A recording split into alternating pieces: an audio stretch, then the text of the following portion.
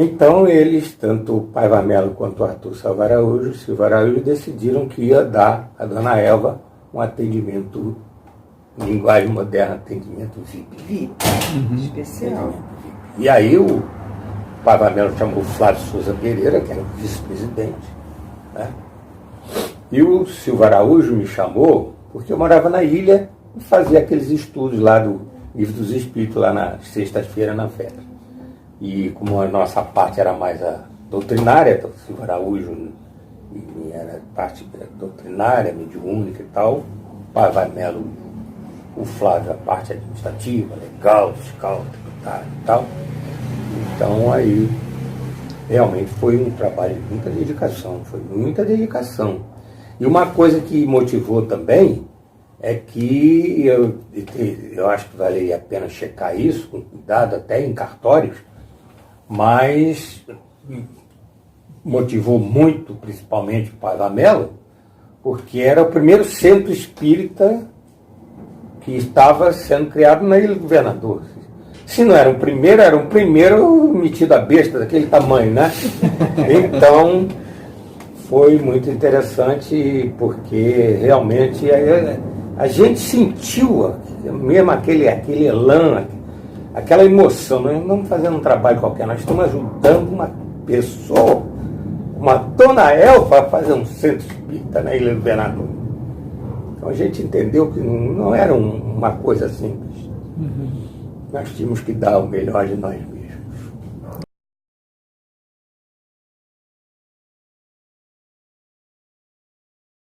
É porque dois diretores, um diretor e uma diretora, quiseram enfileirar o Jefa para uma candidatura dessa diretora à vereadora. Então criou-se uma situação... Ela citou alguma coisa dessas, é verdade. Uma situação dessa tal, e aí ela não se sentiu segura para enfrentar sozinha a coisa, e aí foi ao Atlas de Castro. E aí o Atlas de Castro chamou a tropa de choque. Aí o Atlas chamou a tropa de choque, e aí o Paiva Melo, essa parte quem cuidou foi o Paiva Melo, foi lá e botou ordem na casa e tal. Inclusive a dona Elva pediu a ele, como tinha que dar um tratamento VIP, ele aceitou, ela pediu para ele assumir a vice-presidência, e ele assumiu. Então, conclusão, quiseram botar o Jefa a serviço de uma candidatura, a dona Elva retrancou, uma pessoa extremamente séria, foi ao Atlas e resolveu a situação. Muito bem resolvido. Isso é um dos motivos pelos quais, desde o início lá, depois que a gente chegou, foi colocado dentro do Jefa, você sabe disso. Não se dá conversa política, conversa nenhuma. Isso. Não se dá nenhuma entrada política no Jefa. Exatamente. Não dá. Não dá. Por quê? Porque a experiência mostra que sempre vem depois a busca do interesse.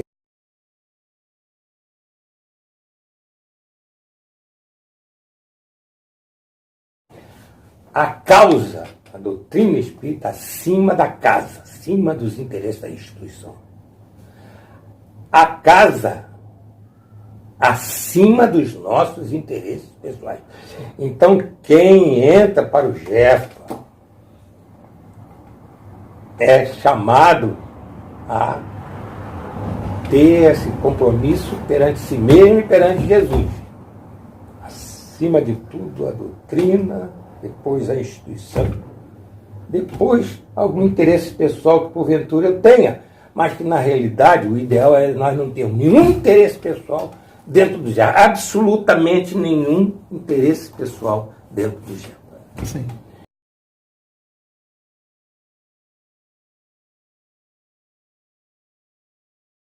Daí então que começou a se implantar as reuniões de estudo no Jefa, que estava ligada mais à parte mediúnica, que era o que Dona Elva tocava, né? Reunião que continua até hoje, a segunda-feira à tarde, é a reunião que Janete ainda dirige e que ela trabalhou inicialmente com Dona Elva, depois da série de Dona Elva. Hoje a Janete faz provavelmente uma outra modulação.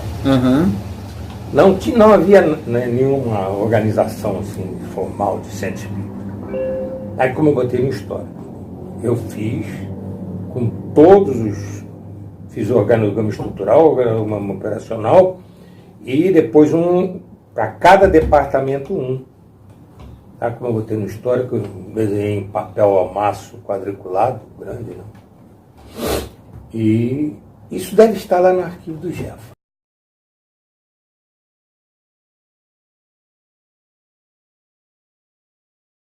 O Jefa não tinha dinheiro para nada. E a gente construiu aquele centro de 5 andares, com campanhas, lançava, se fazia, o César, não me lembro quem mais era, o Aldir, construtor maravilhoso, um grande benfeitor do Jefa, Aldir. Eu comprava material, ó, tanto cimento, tanto de areia, tem tanto tempo para pagar. Lançava na casa e o dinheiro chegava. E o Aníbal, que era o diretor secretário, ia de casa em casa, diante das pessoas. Alguns familiares meus participavam, eles chegaram na casa do meu pai, um engenheiro importante, com os valores profissionais, ele ia de casa em casa receber aquela doação. Foi assim que o Jefa foi construído, sem ter dinheiro em caixa algum. Verdade? Tinha só para sobreviver. Eu vou ter que interferir. Sem funcionário, nós não tínhamos funcionário.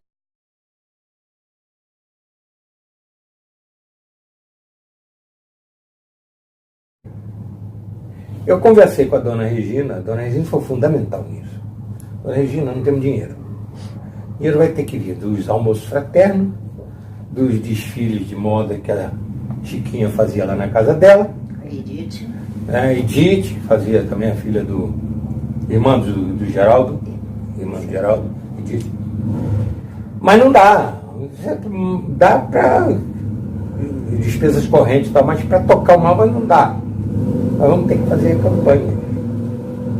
E aí a gente fazia isso. Campanha de acordo com o andamento da obra. Campanha da primeira sapata da fundação do prédio. Aí precisamos de tanto. No início era precisamos de tanto. Quando tinha o dinheiro, comprava, ia para. Mas aí o pessoal ficava parado na obra. Então vamos ousar, a palavra do momento, surpreender. Conversei com a dona Regina, porque a dona Regina era uma unanimidade, sabe? Ela era adorável. Dona Elva era dura, era condutora, né? Mas a dona Regina abraçava, beijava, conseguia o que ela queria. E aí, combinei com a dona Regina. Dona Regina, a senhora vai ser a peça fundamental nessas campanhas do Jeff, com a sua simpatia, com a sua empatia, tudo que a senhora é. E aí, lá para as tantas, aí eu sentei com o Valdir, se continuar assim essa obra, Aldir, essa obra vai levar igual a igreja lá de Toledo, 350 anos. Então nós vamos ter que ter coragem. Comecei com a dona Regina. Você vê, por exemplo, primeira sapata, vê a relação de material. Todo material precisa para fazer a primeira sapata. Aí, o que nós fizemos? A gente inverteu. Primeiro compra para depois arrumar o dinheiro. Naquela época tinha 30, 60, 90 dias fora o mês. Então a gente comprava no dia 31, e aí para pagar uma parcela aqui, a outra lá. Enquanto isso o dinheiro entrava. Pronto. Foi construído assim. Construído assim. Acreditando.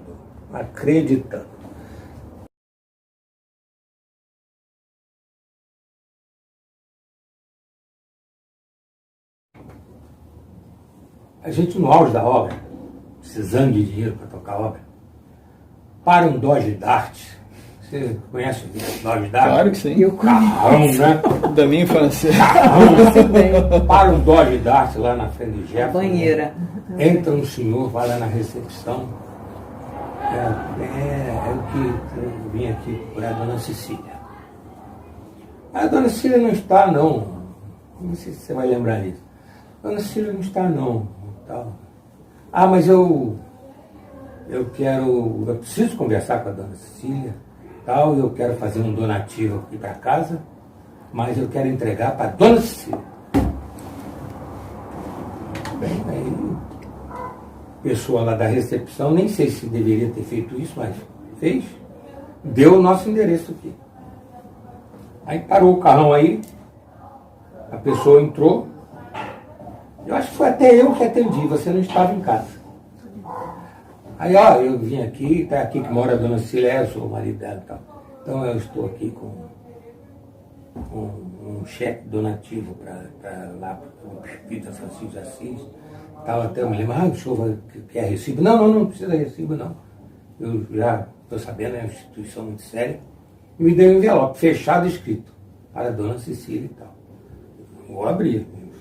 Desde pequenininho, eu aprendi que não viola correspondência alheia. E aí botei aqui no aparadorzinho da Copa. A Cecília chegou e tal. Ela não pegou no mesmo dia. Foi 1 ou 2 dias depois. Ela pegou um cheque a preços de hoje. A preço de hoje eu diria que seria assim, digamos, 10 mil reais. Foi muito dinheiro. Uhum. Foi um senhor cheque.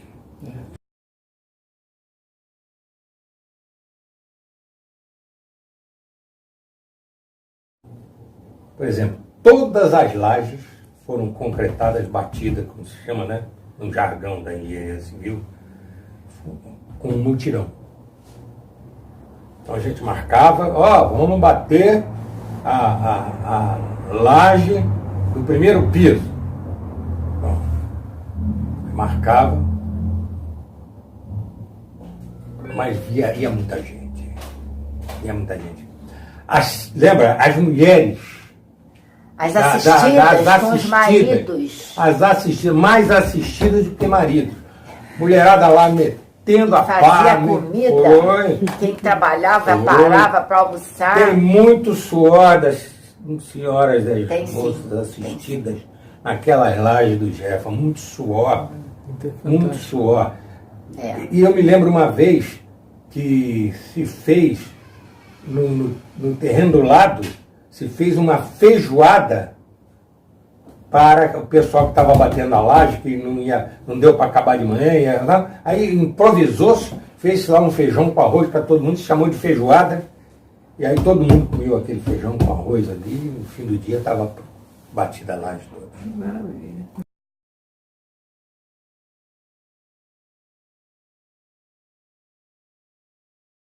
Foi fundamental na organização e na expansão do Jefa. As normas básicas. É um simples formulário, o órgão, a vinculação, o departamento vinculado à diretoria, o setor vinculado ao departamento. O objetivo, as atribuições e para cada atribuição as atividades. Alguns eu fiz. E procurei fazer o máximo que pudesse para estimular as pessoas, porque eu não ia fazer todas as normas básicas de todos os setores, todos os departamentos, eu não ia fazer, de jeito nenhum. Né? Então, o que aconteceu? Incrível que pareça, o DAS e o DOD foram os 2 departamentos que tiveram maior dificuldade em fazer a bendita norma básica.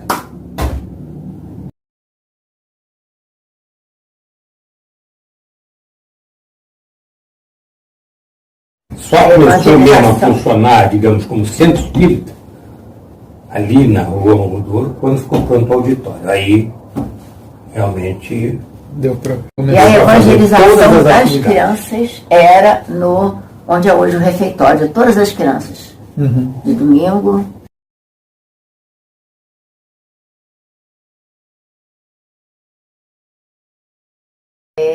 Então ali eram feitas as separações, eram as doações materiais de comida e de roupas. Essas eram as doações materiais que aconteciam naquela época.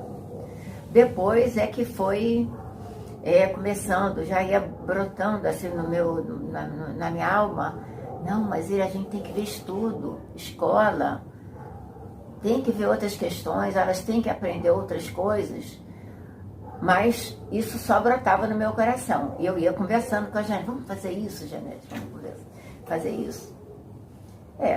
Até que foi brotando numa viagem que o César foi a serviço para a América Central, uma viagem de desenvolvimento que o Brasil ajudou esses países muito pobres da América Central. Eu fui com ele. E ele ia trabalhar com outro engenheiro e eu ficava no hotel. E tudo que eu queria escrever, eu tive tempo de escrever. Folhinha de papel, então eu ali, todas as minhas ideias eu botei no papel. E aí cheguei, conversei com a Janete e com a Elga, que eram as responsáveis, a Janete e a Elga. Elga precisa ser convidada, né, por 50 anos. Não conhece a Elga? Não. Atualmente ela trabalha arduamente no MAP. E aí então, vamos fazer isso? Aí eu não posso me dedicar a fazer isso. A Janete não pôde fazer, e aí nós fomos entrando e fomos fazendo. Foi nessa época que se delinearam então esses vários setores que o DOS tem. Que foi começando devagarzinho, aí foi indo. Eu vou ter que fazer uma interrupção.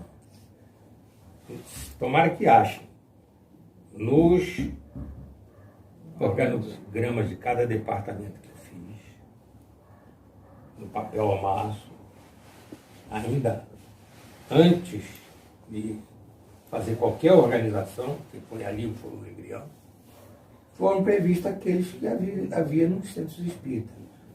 Vestuário, alimentação, triagem, né?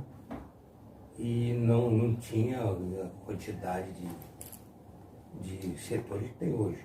E não tinha espaço, né? Aí passou a ter espaço. Aí teve uma visão mais ampla.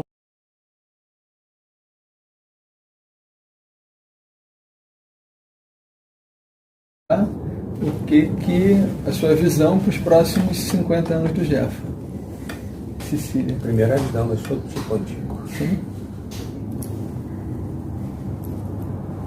Bom, continuar a ser a instituição séria, fraterna, amorosa que é, recebendo todo mundo da maneira adequada, desenvolvendo o amor, enfim, foi um grande projeto de uns anos atrás.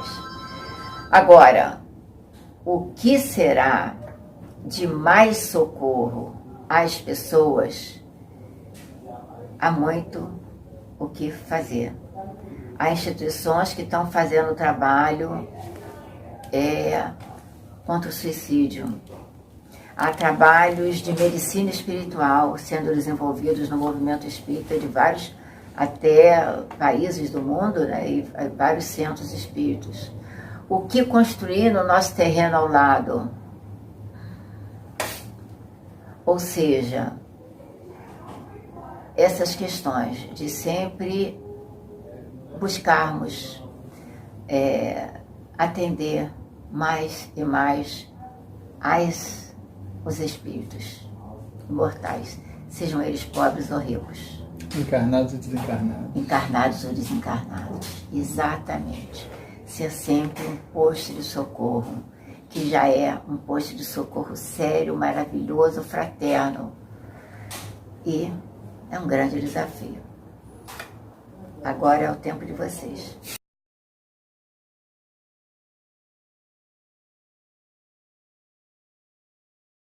Não tem? Só aquilo que eu pedi que você primeiro, Cecília. O que é o Jefa para você em uma frase?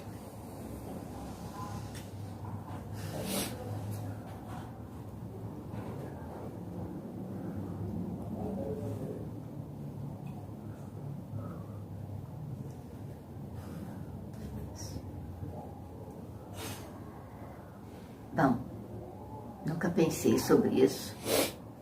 Uma frase. O Jefa é o local onde eu me tornei espírita. E eu sou profundamente agradecida a ele por um dia eu ter me tornado espírita.